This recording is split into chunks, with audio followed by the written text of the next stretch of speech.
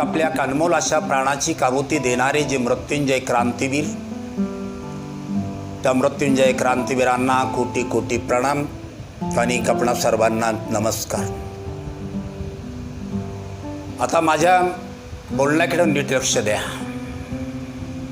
सन 1857 पासून तर 1859च्या अखेरपर्यंत या जुलमी ब्रिटिशांनी तब्बल 1 लाखाचे वर भारतीयांना ठार मारलं होतं. अन्याय, अत्याचार, छळवाद मांडून तुरुंगामध्ये डांबून आणि फाशी देऊन क्रांतिकारकांच्या मनामधील असणारी स्वातंत्र्याची उर्मी समाप्त करू पाहत होते हे इंग्रज. परंतु अचानक थोडीच क्रांतिकारकांच्या मनामधील असणारी स्वातंत्र्याची उर्मी समाप्त होणार होती का? तर मुळीच नाही. उलट दिल्ली, आग्रा, अंबाला, मिरज, कानपूर, नशिराबाद आदी ठिकाणचा घराघरामधील काही झोपडीतील माणूसही स्वातंत्र्याच्या उर्मीनं पेटून उठला होता आणि स्वातंत्र्य लढ्याची जय्यत कशी तयारी करत होता. मग आपला हा महाराष्ट्र जो आहे, हा महाराष्ट्र कसा पाठीमागे राहील? कारण या महाराष्ट्राला छत्रपती शिवाजी राजांचा वारसा काय आहे? अरे, ज्या छत्रपती शिवाजी राजांचं नाव घेतात, पठारावरील पाषाण पेटून उठतात, गवतालाही भाले फुटतात, हडमांसाची जी मनगटक आहेत ती मनगट पोलादी होतात आणि हातामधील बसणाऱ्या काठ्यांच्याही तलवारी होतात. आणि यात त्या छत्रपती शिवाजी राजांचं स्मरण करतच मुखामधून आकाश थरकवणारी गर्जना उठते, जय भवानी, जय शिवाजी. हे छत्रपती शिवाजी राजे आपल्या महाराष्ट्राचं आराध्य दैवत काय आणि भाषाचे एका क्रांतिकारकाचं आराध्य दैवत छत्रपती शिवाजी राजे. या क्रांतीवीरानं पुण्याजवळील जी असणारी जी गोलठिकडी काय, त्या गोलठिकडीच्या निर्मनुष्य जागी रामवंशी, कोळी, बेल्लन, धनगर, आगरी आदी समाजाची माणसं जमा करून आणि हा क्रांतीवीर जो आहे ना, या गोलठिकडीवरती या बहुजन समाजाच्या माणसांना तलवारीचे वार शिकवत होता आणि त्यांना समजावत होता की हे बघा बंधूंनो, याच त्या तलवारीच्या जोरावरती आपल्या छत्रपती शिवाजी राजांनी 5 पातशाह्यांची जुलमी 57 सिंहासने आपल्या लाथेनं ठोकरली होते. तद्वतच माझ्या बंधूंनो, या हिंदुस्थानमध्ये ठिकठिकाणी या जुलमी ब्रिटिशांनी जे 57 सिंहासने उभी केलेली आहेत ना, ही सिंहासने कापलेल्या या तलवारीच्या जोरावरती लाथेनं ठोकरायची काय? प्रश्न आपल्या डोळ्यासमोर उभा राहतो, कोण होता क्रांतीवीर? काय होतं या क्रांतीवीराचं नाव? तर या क्रांतीवीराचं नाव होतं क्रांतीवीर वासुदेव बळवंत फडके. या क्रांतीवीर वासुदेव बळवंत फडके यांचा जन्म आपल्या महाराष्ट्रामध्ये जो रायगड जिल्हा, या रायगड जिल्ह्यामध्ये पनवेल जवळ असणार जे शिरडोन गाव आहे ना, या शिरडोन गावी 4 नोव्हेंबर 1845 रोजी या क्रांतीवीराचा जन्म झाला. धर्म भारतात हिंदू. आणि हे क्रांतीवीर वासुदेव बळवंत फडके मिलिटरी फायनान्स कार्यालयामध्ये ब्रिटिशांची नोकरी करत होते आणि या नोकरीमधूनच क्रांतीवीर वासुदेव बळवंत फडके यांच्या जीवनाला कलाटणी मिळाली, तीही अशी. क्रांतीवीर वासुदेव बळवंत फडके यांची गायी घरी असल्याचे निरोप अनेक माणसं येऊन सांगत होते आणि म्हणून क्रांतीवीर वासुदेव बळवंत फडके यांनी ब्रिटिश अधिकाऱ्याकडे रजा मागितली होती, परंतु रजा मात्र मिळत नव्हती. परंतु एके दिवशी क्रांतीवीर वासुदेव बळवंत फडके यांना तारक आली. आणि तारेमध्ये सांगितलं गेलं होतं की वासुदेवा, आपली घरी आई अत्यावस्थक आहे, लवकर गावी यावं. आणि म्हणून आपले हे क्रांतीवीर वासुदेव बळवंत फडके गेले होते त्या ब्रिटिश अधिकाऱ्याकडे आणि त्या ब्रिटिश अधिकाऱ्याला म्हणाले की साहेब, सर मला रजा पाहिजे 4 दिवसांची. No no no no mister Phadke, रजा नाही, माझ्या पुढे नुसता कामाचा डोंगर उभा काय. पण सर, माझी आई खूपच काजारी आहे. मग मी काय करू मी. अरे तुम्हा भारतीय लोकांची कधी मदर काजारी पडते, कधी फादर काजारी पडते, कधी ब्रदर काजारी पडते आणि कधी वाईफ आजारी पडते. No no no mister Phadke, आपल्याला रजा देता येणार नाही. आणि क्रांतीवीर वासुदेव बळवंत फडके यांचा संताप उफाळला होता. आणि म्हणून ते त्या ब्रिटिश अधिकाऱ्याला ते म्हणाले की सर, आपल्याला या भारतीय जनतेच्या सुखदुःखाची पर्वा नाहीये, म्हणून मी आपल्या नोकरीवरती मी लाथ मारतोय. आणि आपले वासुदेव बळवंत फडके गावाकडील गाडी पकडून शिरडोन गावाला आले. परंतु तोपर्यंत क्रांतीवीर वासुदेव बळवंत फडके यांची काही मात्र परलोकवासी झाल्या होत्या. क्रांतीवीर वासुदेव बळवंत फडके दाय मोकलून रडले. करे या ब्रिटिशांना साधीशी दयामया नाहीये. हे ब्रिटिश अन्यायी आहेत. आणि याच क्रांतीवीर वासुदेव बळवंत फडके यांच्यावरती दुसरा आघात कसा झाला होता का त्याच दरम्यान दुष्काळ पडला. दुष्काळामुळे त्या महाराष्ट्रामध्ये हजारो माणसं मृत्युमुखी पडले. परंतु ब्रिटिश लोकांना इथल्या जनतेशी काही घेणं देणं नाहीये. गाणे बजावणे, पार्ट्या जोडणे नाही, जनतेकडे लक्ष नाहीये. आणि क्रांतीवीर वासुदेव बळवंत फडके मनामध्ये विचार करतात, अरे या आपल्या हिंदुस्थानमध्ये आलेल्या या ब्रिटिशांना पाळीव कुत्र्याला जेवढी किंमत देतात नाही ब्रिटिश लोक, तेवढी सुद्धा किंमत हे ब्रिटिश लोक आपल्या भारतीयांना देत नाहीये. मी आता मात्र या ब्रिटिशांना शस्त्र बळावरती हा हिंदुस्थान सोडायला लावीन. परंतु शस्त्राचं शिक्षण घेणं भाग होतं ना. आणि त्याच वेळेस क्रांतीवीर वस्ताद लहुजी साळवे यांनी व्यायामशाळा काढली होती. व्यायामशाळेचं नुसतं नाव होतं. या व्यायामशाळामध्ये हे क्रांतीवीर वस्ताद लहुजी साळवे अनेक अशा क्रांतिकारकांना ब्रिटिशांच्या विरोधामध्ये लढण्यासाठी म्हणून शस्त्रांचं शिक्षण देत होते. या क्रांतीवीर वस्ताद लहुजी साळवे यांची एक प्रतिज्ञा होती, मी जगेन तो या देशासाठी आणि मरेन तोही याच देशासाठी. आणि अशा या वस्ताद लहुजी साळवे यांच्याकडे क्रांतीवीर वासुदेव बळवंत फडके यांनी जाऊन अनेक अशी शस्त्रे चालवण्याचं शिक्षण घेतलं. आणि शिक्षण घेऊन ते मनामध्ये विचार असल्या प्रकारचे करत आले होते, अरे याच शस्त्रांच्या बळावरती आपल्या छत्रपती शिवाजी राजांनी नव्हते का या पाच पातशायांचे सत्ता सिंहासने धुळीला मिळवले होते. आणि म्हणून मी ही कथा छत्रपती शिवाजी राजांनी जसा बहुजन समाज गोळा केला होता ना तसा मी बहुजन समाज गोळा करील. आणि म्हणून या क्रांतीवीर वासुदेव बळवंत फडक्यांनी या पुण्याजवळील असणारी जी गुलटेकडी आहे त्या गुलटेकडीवरती रामवंशी, धनगर, कोळी, भिल्ल, आगरी आदी समाजाची माणसं त्या ठिकाणी जमा केली होती. त्यांना तलवारीचे ते सराव देत होते आणि त्यांना सांगत होते की याच तलवारीच्या जोरावरती माझ्या बंधूंनो आपल्याला ब्रिटिशांना या हिंदुस्थानमधून आपल्याला हुसकावून लावायचं का. या बहुजन अशा समाजाची क्रांतीवीर वासुदेव बळवंत फडक्यांनी एक सशस्त्र अशी फळी उभी केली. यावरतीही आपल्या क्रांतीवीर वासुदेव बळवंत फडके थांबले नाहीत. या क्रांतीवीर वासुदेव बळवंत फडके यांनी भावे स्कूलची स्थापना करून अनेक अशा तरुणांना क्रांतिकार्यासाठी प्रेरित केलं. शस्त्रे घेण्यासाठी पैसा खबाब होता.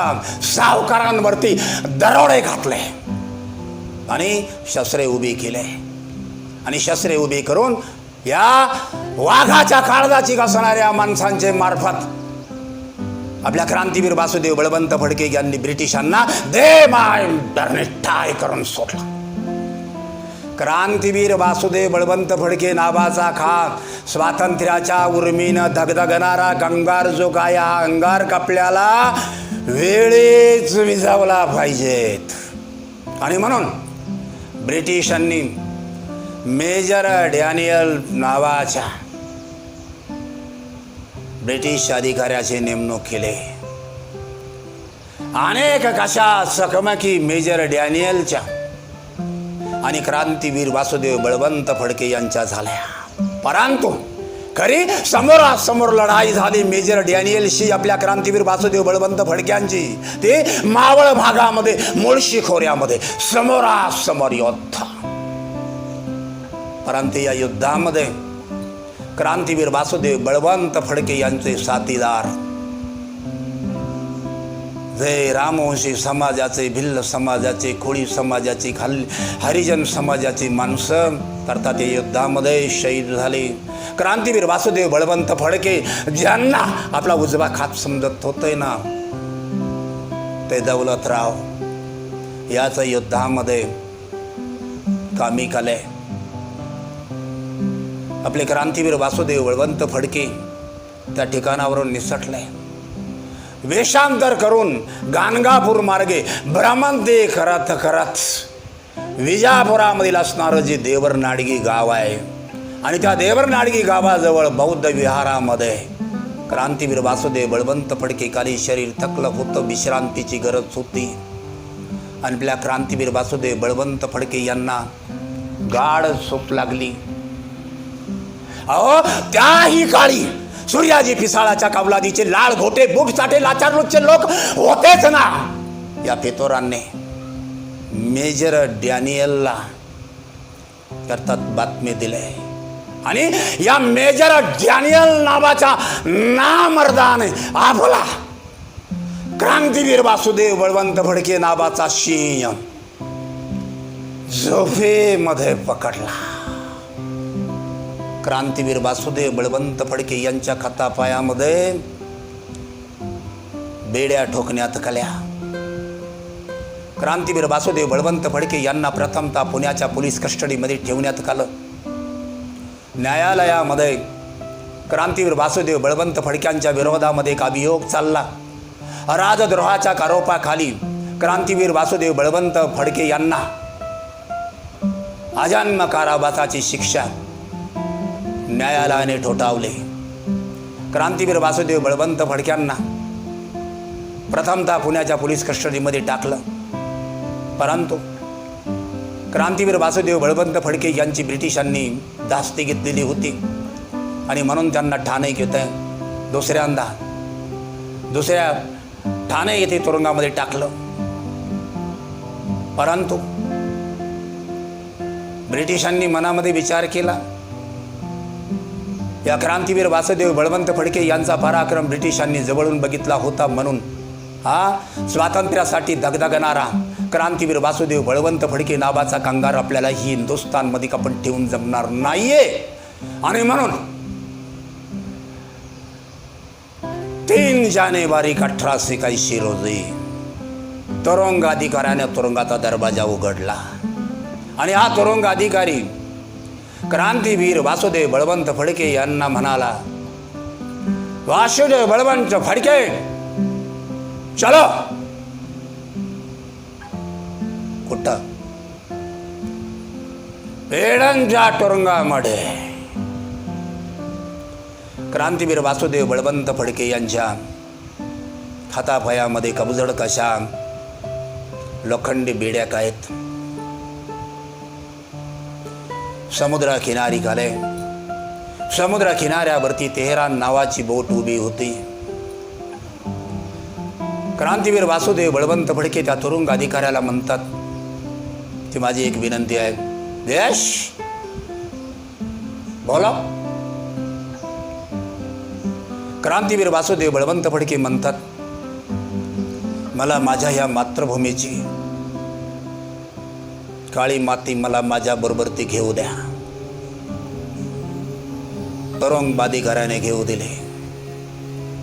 क्रांतीवीर वासुदेव बळवंत फडके यांच्या हातामध्ये आपल्या मातृभूमीची माती काय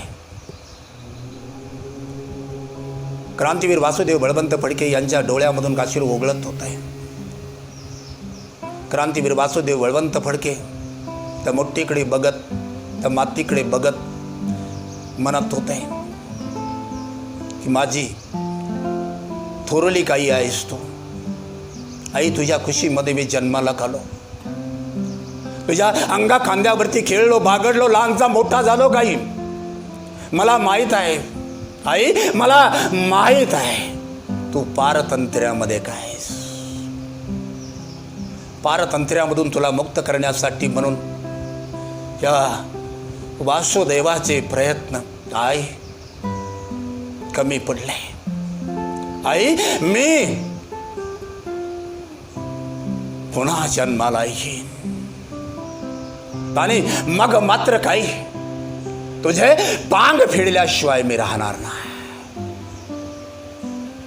के मायभू तुझे मी फेडीन पांग सारे आणि आरतीला हे चंद्र सूर्य तारे.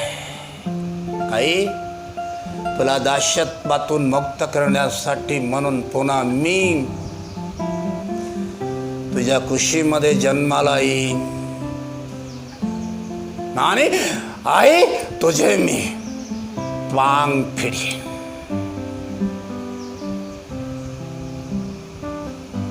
हिंदू माणसाचं एक विशेष आहे,